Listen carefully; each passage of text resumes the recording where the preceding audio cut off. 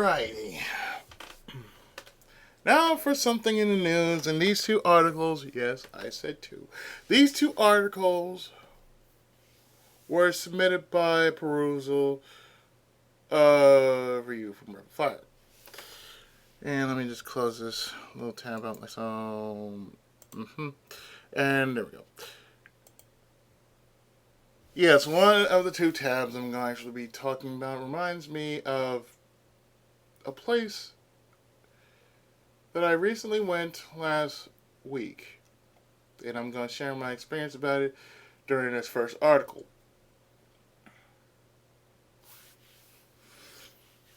I don't know if these are weird news, but it's definitely something different. And like I said, it reminds me of a place I went to last weekend. Brooklyn restaurant creates separate, lighter drink menu for ladies. It's Mai Tai gender neutral. Let's look at this strange looking menu they have here. For ladies, light alcohol, glass of wine, a Kahlua with cream, Bailey's, Alizé, all for $7 for everyone. We have alcohol. We have tequila, rum pop, orange juice, and cranberry juice, and they call it a sex on a Mexican beach for $9. Amaretto, mango, and lime juice. Put that together, you get a mango Mai Tai for $9. Rum, mint, and lime, that's a mojito for $9. Vodka, lemonade, and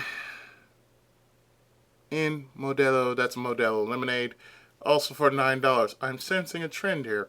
Tequila, orange juice, cranberry, and pineapple. Tequila punch, that is also $9. Tequila, Kahlua, and Coke, that's a Charo Negro for $9. I'm sensing a trend here. Are you female? Do you enjoy the occasional alcoholic beverage, but often feel confused about whether your liquor selection is gender appropriate? I wish you had a menu that made that decision for you. Well, guess what? Your wishes have just been granted by Brooklyn's Los Politos III restaurant, which has a menu that conveniently divides beverages into gender-specific categories, ending years of debate over who gets to enjoy the sweet taste of Alizé. Score one, ladies.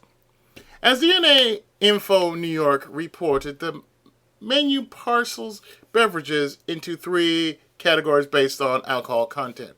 For ladies, light alcohol. For men, extra alcohol. And for everyone, alcohol. That says a lot now, doesn't it? It also includes virgin drinks for kids, as well as a list of shots helpfully designated heavy alcohol. Along with Alizé, Bailey, Kahlua, and cream, and a glass of wine, have all been approved for female consumption. If you want something a little stronger, though, you better make sure you're a man first. The male existence apparently necessitates the consumption of alcohol, which in this case also seems to include a lot of Kahlua. Mojitos, Mai Tais, and Modelo lemonade were all determined to be gender-neutral territory. And as you can see, the bar specialty, drink responsible, must be 2 years to drink. 21 years, okay. Must be drink responsible, must be 21 years to drink. Apparently, they did not update this menu all too well. For kids, no alcohol. Oh yeah, sure. We have flavors of mango, peach, strawberry, raspberry, blueberry, coconut, and tamarindo.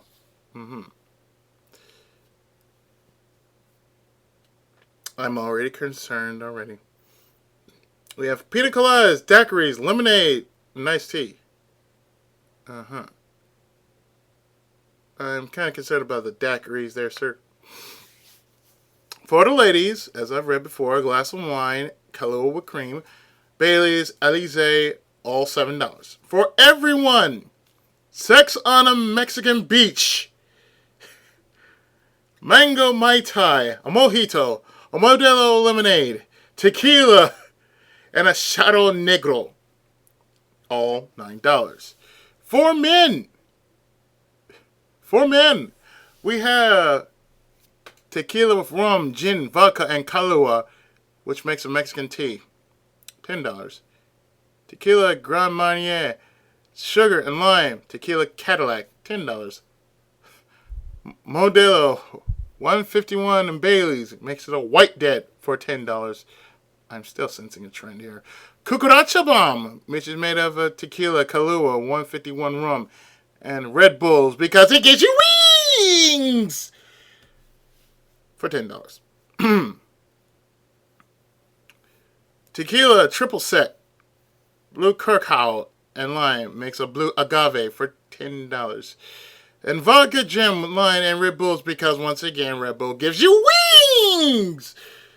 Makes an El Toro for $10. Shots, heavy alcohol. You got a Jaeger bomb, a flaming, instead of flaming, you got a flaming cucaracha, and a tequila popper, all for $6. Yeah, I don't see myself going to New York anytime too soon. The categories were created by bartender and gender studies expert Leo Vasquez, who said the idea was inspired by women who asked for lighter, fruitier drinks. A lot of time, ladies don't like to have the strong stuff, so this menu is for them. He told DNA Info, the drinks for women are sweeter with less alcohol. Vasquez also added that customers can order whatever they want regardless of their chromosomal makeup. But some locals think that the conclusions he's drawn in his quote-unquote gender politics disassertion bar. Yeah, it's nice trying to block that out. Menu might be a little bit backwards. I think it should be the other way around, says Karin Torres, who owns a nearby wine shop that focuses on female. Oh God, I am so sleepy. Who owns a nearby wine shop that focuses on female winemakers. I'm not drunk. I'm just very tired. I am much more comfortable around drunk women than men. I bet you are. But Leo Jackson, who has eaten at the restaurant many times, thinks Vasquez might be onto something. It makes sense, he said. It's women who get so inebriated that they pass out and stumble around. It's safe for them to have drinks with less alcohol. Perhaps Jackson and Torres can hash out their conflicting viewpoints over a drink or two. Maybe around a Modelo lemonades. Just to make sure everyone's operating on a level playing field.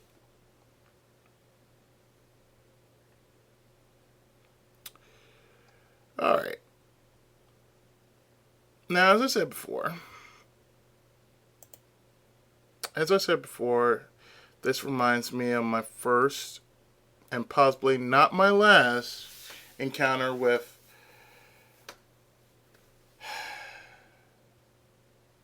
this bar I went to. And it felt more like a bar than anything else. And it was at Manhattan Beach. Now, Manhattan Beach, I can tell you, when I first went there, my family was with me, by the way. We carpooled with my boss's with my boss and her husband, and by the way, they go to the same church we go to, and we actually rode out there, and let me tell you, it was such a beautiful sight. I swear I kicked my own ass when I didn't have my camera on me because of that scene. It was beautiful. I swear. The place was so beautiful. I looked at the pier and the water was so blue. It was glistening. It was just beautiful. Sun was out. The weather was nice and cool. And yet we were going out to eat. And yet I wanted to get a shot of it, and I wish I had brought some kind of camera on me. But last time, like, that will probably not be the last time I go down there, because there's across from the place we were looking for, that there's another place called, it's an Italian restaurant called Mama D's. And apparently that is the nickname that, that close friends and family members call her. So, we're here at this restaurant. First time going there. We order a round of mineral water. I didn't see any kind of drinks that I'd want, because most of them are like what you see here. They were just alcoholic. And of course, me being a sort of straight arrow, I don't drink alcohol of any type. And even if I did, it will reject it, so therefore I couldn't drink it if I wanted to. So here I am, along with my party. I'm sitting around the table. We're all talking about how different this place is compared to all the other places we've been to in the past. Okay, we look on the menu. The menu, like I said, is just like this menu you see here. Not that much on what kind of food they have. It's just one type of food that just caught my eye, and it had to be fried chicken. Now the fried chicken was oh so tasty and delicious, but it was done differently. They were more like chicken tenders than actual fried chicken, even though it was fried chicken. It just seemed like chicken tenders. The entire time, like I said, the plates we had, it was just simple. The guys had, I believe it was sea bass, while we had the chicken. And the chicken was so good. Now, I not only ate the string beans that were there. Speaking of string beans, I need to take the string beans into a box, and I need to really just put it up so it don't get spoiled. Yes, I was cooking earlier. I was cooking earlier last night. I was cooking some lasagna and string beans for my folks. So moving on, back to what I was doing. As I was saying before, we were there. We were just talking around. We were talking around a little circle, and the one thing they really had there that was really quite delicious was they had some cheddar bacon biscuits. The cheddar bacon biscuits were actually quite good. They were delicious. It was rather something, but the problem was, it you can only get two for $1. So and they're not, refills. Like at the Sizzler when you get like some cheese bread, and once you get around, you keep getting around, because they're seemingly, you know, instantaneous refills. You can actually get instantaneous refills, just like with drinks. But the problem, there's no problem. But the difference here is if you wanted another batch of, biscuits, it's gonna cost you $5. So it's like $5 a round. Well, anyway, like I said, there wasn't much to choose from, considering that this is our maiden appearance at this place. Like I said,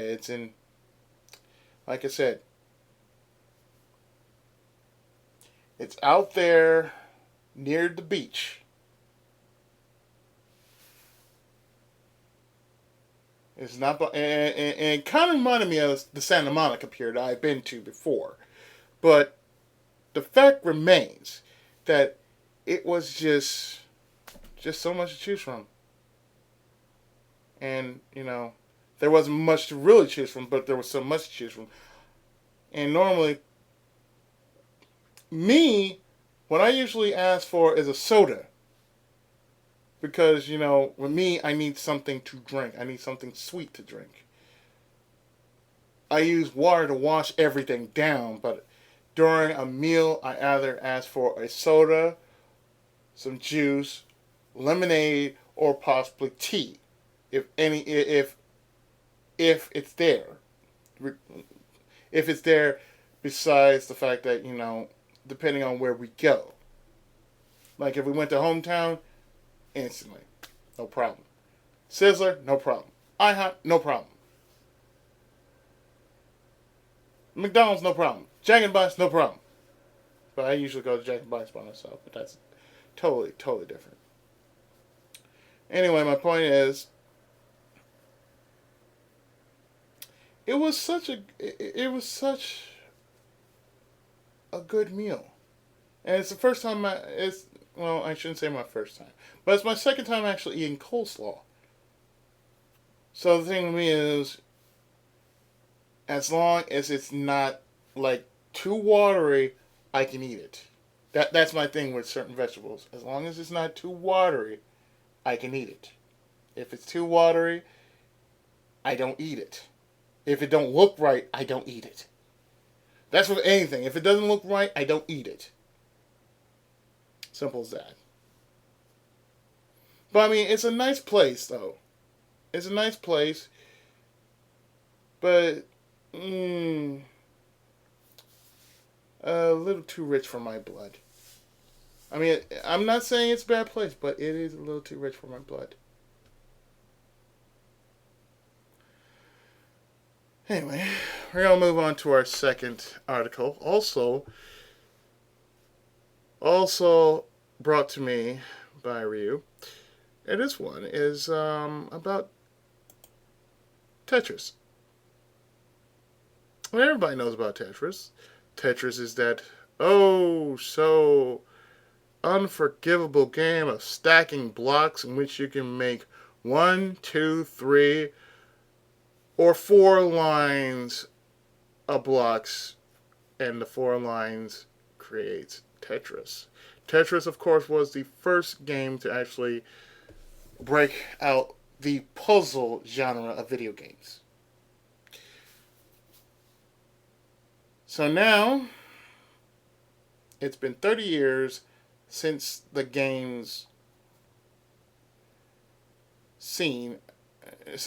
made its appearance on the game scene.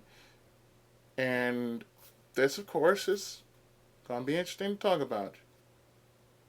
Making it fit. Tetris turns 30. New game on the way. Oh, joy. I'm not looking forward to this. One of the most popular and addictive video games has ever known is having a birthday. That's right. Tetris is celebrating its 30th. And to celebrate, Ubisoft will release Tetris Ultimate, a revamped version of the iconic game. According to IGN, it will be available for PS4 and Xbox -359 this summer, with a PC release expected sometime this fall. I'm not really going to see it. I'm not looking forward to this. According to a press release from Ubisoft, the new game features 6 different game modes: Marathon, Battle, Power-Up Battle, Ultra, Endless, and Spirit. Up to 4 people can play, but it's unclear if all of those players need to be vocal or if online play is included as well.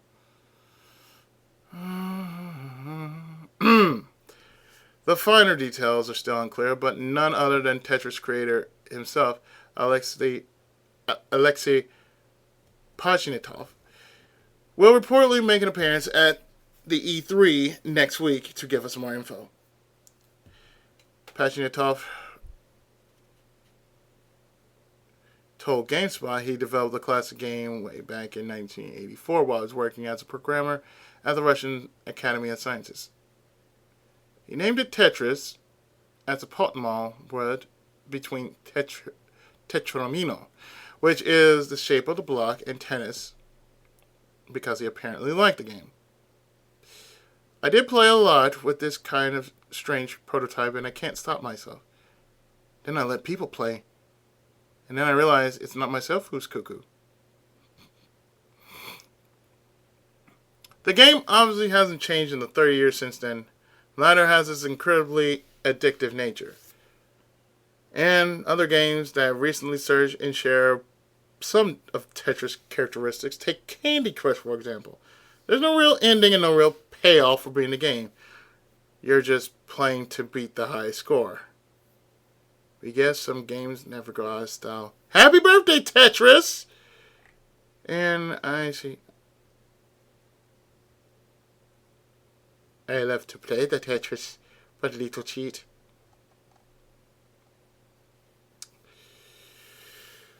Okay.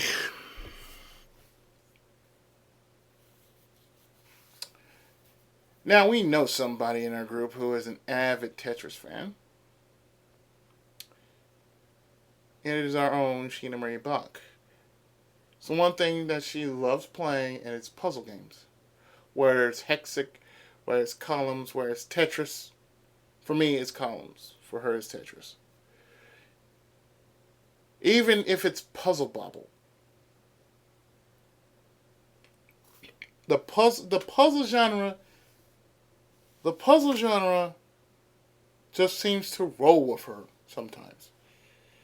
When she's not playing Halo, she does play a little bit of Puzzle Fighter or Gem Fighter. And like I said, she is somewhat of an avid puzzle fan. I like playing puzzles every so often. Mine are more like I said, columns. I like matching things. Tetris, yeah, that's basic. But I kind of like matching things, like Dr. Mario. If I'm playing Dr. Mario, or I'm playing, or if I'm playing columns, Tezuka, Osamu Tezuka's columns, because yes, there is a version of columns done with only Tezuka characters. I don't mind doing this. I don't mind playing these sort of games.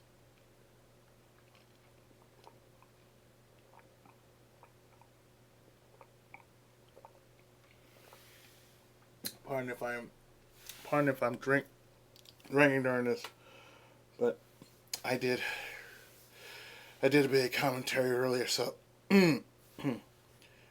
my voice felt kind of a bit parched. But anyway, as I said before, with Tetris seems to be the thing. I'm not really into Tetris, and when I do play Tetris, I usually use it as a means to use as an update video, or maybe a blog. I mean a vlog, not a blog, a vlog. And when I do, that's what I usually do. I usually just play something that will pass the time while I'm trying to explain everything. Usually I don't hear no kind of responses, but that's okay. I only do it just to get anything that needs to be off my chest, like that. So to me, a puzzle game kind of helps me alleviate things in my head. Sort of a bit of therapy as I'm playing this, and sometimes my mind just works like Tetris or columns or something of that nature. But the fact remains that Tetris does play a little bit in my life as I'm trying to make sense of what's going on in my life, and I'm trying to cope with everything. But Tetris, as it turns 30, and new game being on the way, I'm going to keep my eye directly fixed to my Steam, because I don't know. I mean, I don't mind multiplayer games. Hell, you've seen us play Killing Floor. You've seen us play 100% Orange Juice. You've even seen us play Mercenary Kings. You've seen us do Vindictus, El Sword, anything else that is considered a multiplayer online game. We have fun with it, yes. We like to camp around it, yes. Yes, even Dungeon Fighter Online, that counts because we were all on it.